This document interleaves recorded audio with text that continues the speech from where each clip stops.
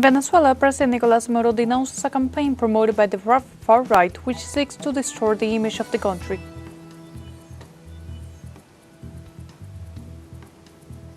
In Honduras, plans to undermine democracy continue to prevail as the country prepares for elections, amidst a climate where signs of attempts to sabotage the elections continue to proliferate.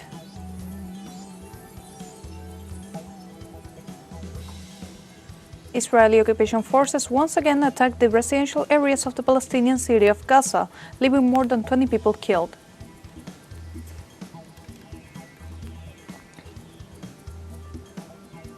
Hello, welcome to From the South. I'm Sophie Fernandez from the teleSUR studios in Havana, Cuba. We begin with the news. Stay with us.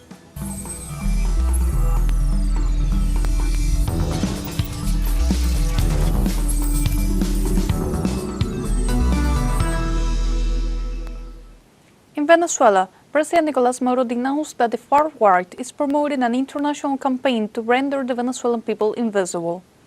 The president denounced the existence of a campaign promoted by sectors of the right that seeks to distort the reality of the country from abroad, especially in northern nations. The head of state assured that despite the attempts to project an image of weakness, Venezuela continues to consolidate its own democratic and liberal path based on popular sovereignty. In this sense, Maduro highlighted the strengthening of the union between the people, armed forces, expanded national militia, and the police forces, based on popular sovereignty to consolidate peace and democracy through the national territory.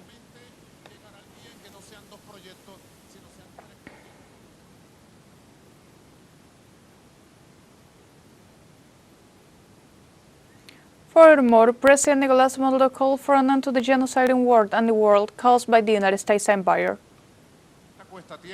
Building a democracy like this takes time, because you have to awaken the people, and it has taken time to awaken them decades, sometimes centuries. You have to educate the people, give them values, consciousness, and you have to do it by empowering them step by step, so that the people, awakened, educated, empowered, and conscious, can have their own destiny in their hands, and don't depend on anyone else. Let's not expect anything from anyone but ourselves. Furthermore, President Nicolás Maduro also called for an end to the genocide and war in the world caused by the United States empire. There were 40,000 indigenous people of the Caracas tribes in the Caracas Valley, in the small part that you got to know, because now it is Greater Caracas. 40,000. And 80 years later, after a census was conducted, there were 1,800 of them left. What can you call that? That's a genocide. That's extermination. That's the truth. Let's learn from history, the good things and the bad things, and let's tell the empires of the 21st century, no to war, no to genocide, no to killing. Peoples have the right to live, to exist, and to grow as they wish.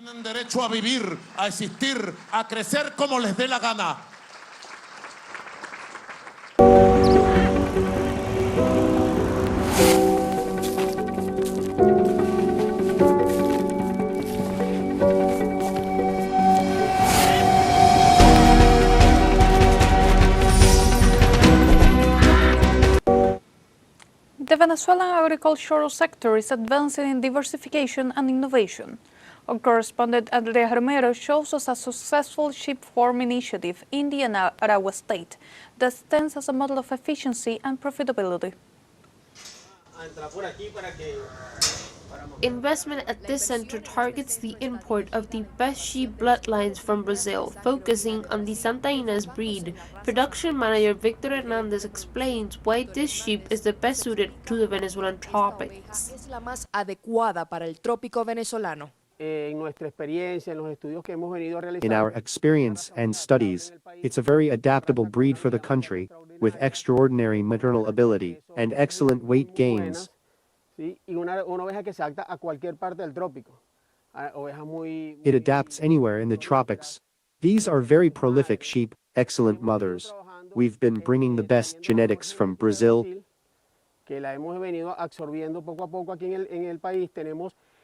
Gradually absorbing it here. At the center, we have 10 to 20 lines from top Brazilian breeders' embryos and artificial insemination.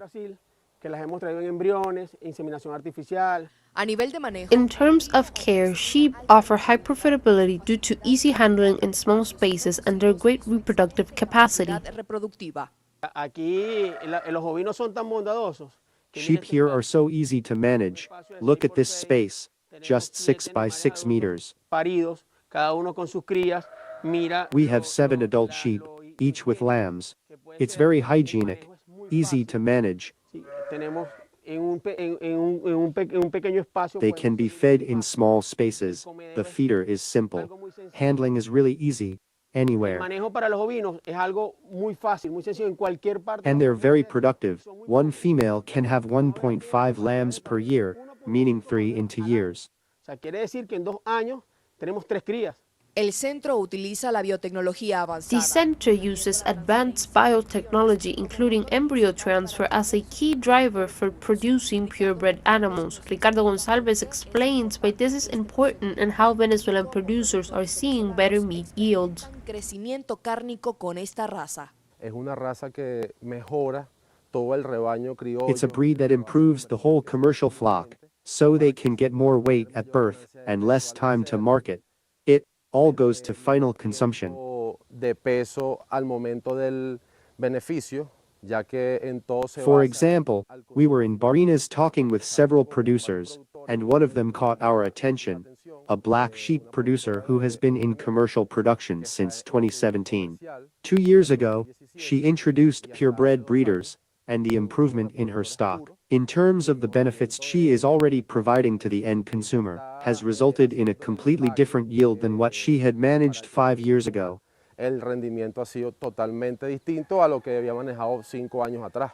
Although profitable, business failures are mainly due to lack of education and management and animal health. During our tour, we confirmed that the myth of Santa Ynez as a pure blood-only breed is false. The breed allows for various registered combinations beyond just the black color. Más allá del color negro. El éxito de la Genetic success is complemented by daily management. Staff routines and discipline ensure animal welfare. del animal. Finalmente, la Finally, sector-wide organization is essential, which is why Venezuela has the country's union of sheep breeders. de Venezuela.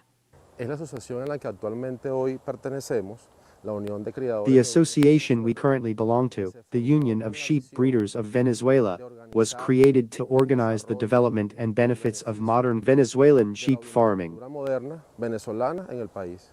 The work here translates not just into high-performing animals, but into an integrated model that combines top biotechnology with professional organization. And now we have a short break coming up. But first, remember you join us on TikTok at teleSUR English, where you will find news in different formats, news updates, and more. We'll be right back. Stay with us.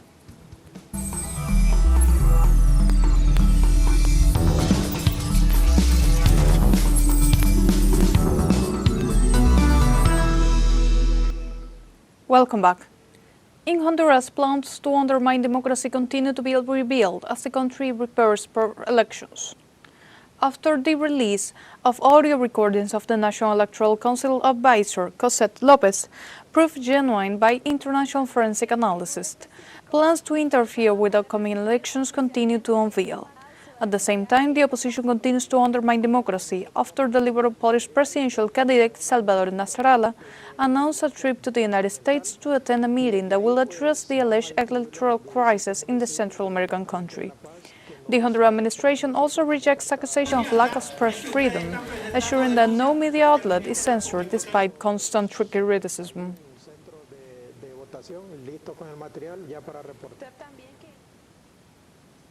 Also in Honduras, the presidential candidate for the Liberty and Refundation Party, Libre, Rixi Moncada, presented her government's proposals in the city of San Pedro Sula, ahead of the general elections on November 30th. Candidate Carixi Moncada emphasized that her government plan is based on the Constitution of the Republic and the economic principles of the democratic socialism, social justice, and the strengthening of the state to continue serving the Honduran people. Her proposals include universal access to healthcare and education, as well as the expansion of social security to all workers. In this regard, she added that a social housing program will be created to support Honduran families, and the program to assist returned migrants will continue. On November 30th, more than 6.5 million Hondurans are called to elect a new president, 298 mayors, and 128 members of the National Congress. It is a job. This plan is based on economic justice, security and defense, mega public investment, reform of the justice system, foreign policy,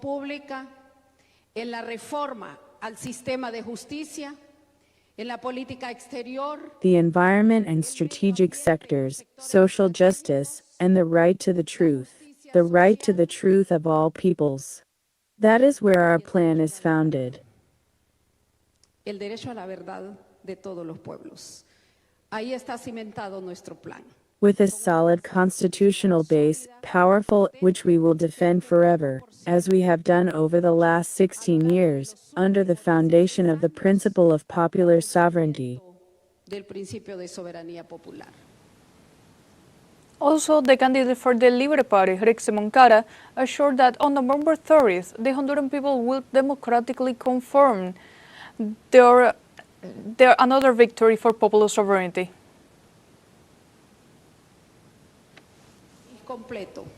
I have traveled throughout the entire country, all 18 departments, and we are now close to concluding this electoral process. 10 days from Sunday, November 30th. Del domingo 30 de noviembre. Compañeros y compañeras en todo el territorio nacional. Comrades throughout the nation, victory is ours. Victory belongs to the people in resistance. Be assured that once again, the people in resistance, with truth and reason, has defeated the dictatorship. Que nuevamente el pueblo en resistencia, con la verdad y con la razón, ha derrotado la dictadura. Let us go peacefully, let us go democratically to the ballot box on November 30th, to confirm one more triumph of the people, one more triumph of popular sovereignty. Del pueblo, un triunfo más de la soberanía popular. In other news in Argentina, justice imposes new restrictions on former President Cristina Fernández de Kirchner and limits the number of visitors she can receive. The court ruled that the former president, who is under house arrest, may not receive more than 2 visits per week, which may not last over 2 hours and are limited to 3 people at a time. It also establishes the possibility of removing house arrest in any circumstance that jeopardizes compliance with the established rules, which may be revised immediately. It should be noted that the decision was made by the judge of Federal Oral Court II, Jorge Jorini. The measure comes after the former president received 9 economists simultaneously last Monday. 6 años de prisión, inhabilitación especial perpetua para ejercer cargos públicos. Meanwhile, in the Dominican Republic, political and social organizations demanded that the government refrain from any kind of diplomatic or economic aggression regarding the United States military deployment in the Caribbean waters against Venezuela. The organizations emphasized the need for the Dominican executive to return to constitutional order and to base its policies on the principle of non-interference in the internal affairs of other nations. They also rejected the decree allowing Dominican troops to join a military attack on Venezuela, calling it unconstitutional. In this measure, they demanded the country reaffirm its constitutional course and call for peace, demanding the withdrawal of all U.S. military forces from the Caribbean.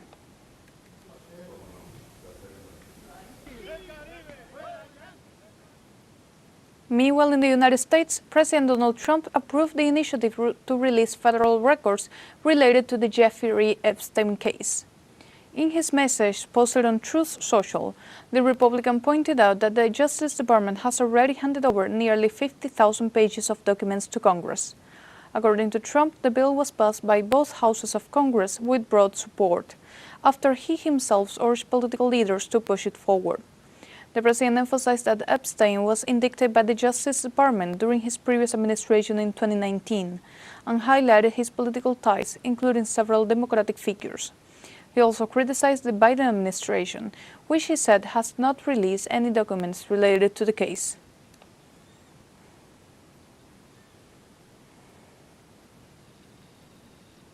Meanwhile, in the United States, a recent poll reveals that President Donald Trump's approval rating has hit its lowest point in his second term.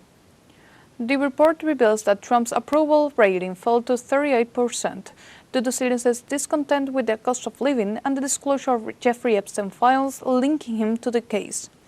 The poll comes at a time when the United States presidential leadership of the Republican Party is also showing signs of weakening. For its part, the House of Representatives recently approved a measure for the disclosure of Justice Department files relating to the Epstein case.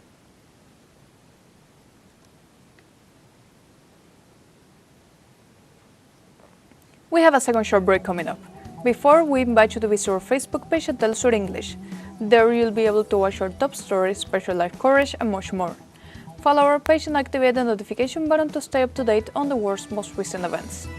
Final short break, but we'll be right back with more from the South. Don't go away.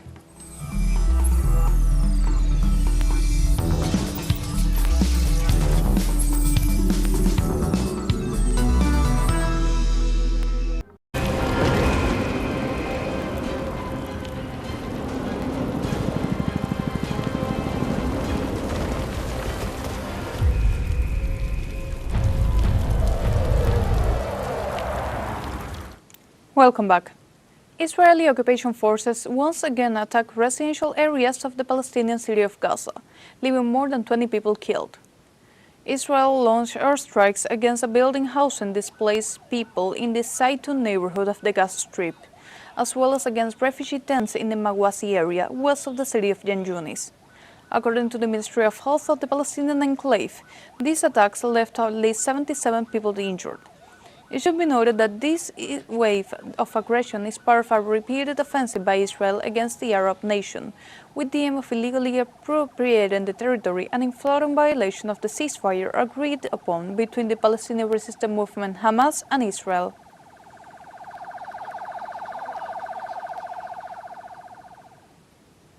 Meanwhile, Israel continued its attacks against southern Lebanon in flagrant violation of the ceasefire agreements. Israeli Zionist forces carried out attacks on residential areas in the village of Suhur. Authorities have reported no victims so far. However, civil defense teams are on site in case of any emergency.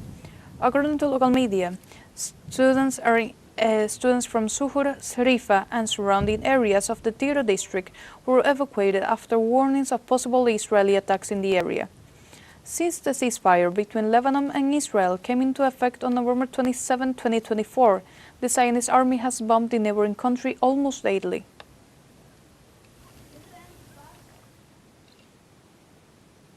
For his part, Lebanon's President Joseph Aoun defended the national army's resolve to continue its mission in the face of influences from suspicious campaigns, inciting speeches, or attempts to plant jobs from abroad. The Lebanese head of state also highlighted the organization of security forces together with the military in the pursuit of offenders and in reducing crime in all aspects, including border protection.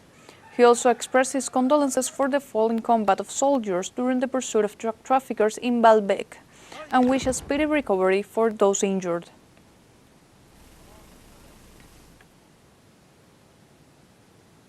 Moving now to Sudan, the alert for extreme malnutrition continues amid the ongoing armed conflict.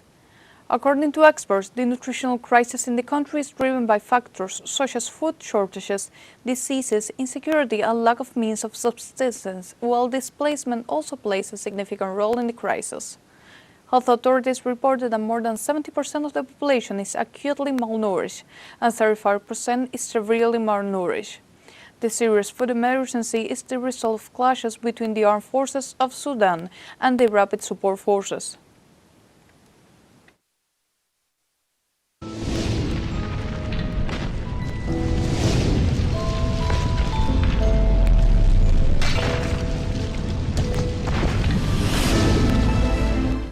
At least 15 people died and thousands were evacuated in central Vietnam due to severe flooding. The emergency has left more than 20,000 homes underwater in several provinces across the country.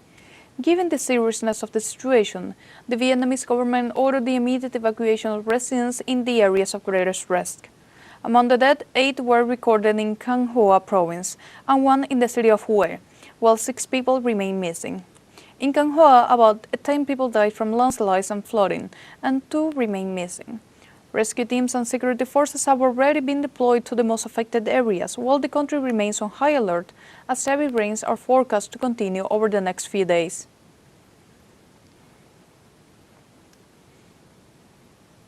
Meanwhile, in Chile, at least 5 tourists lost their lives after being caught in wind gusts exceeding 150 kilometers per hour. According to reports, the deceased were 2 Mexicans, 2 Germans, and 1 British national, who were on an excursion in the Torres del Paine National Park in the Patagonia. Authorities reported that the remaining tourists were located, and evacuation efforts were then initiated. This national park has more than 240,000 protected hectares and is one of the most important attractions in the south of the continent.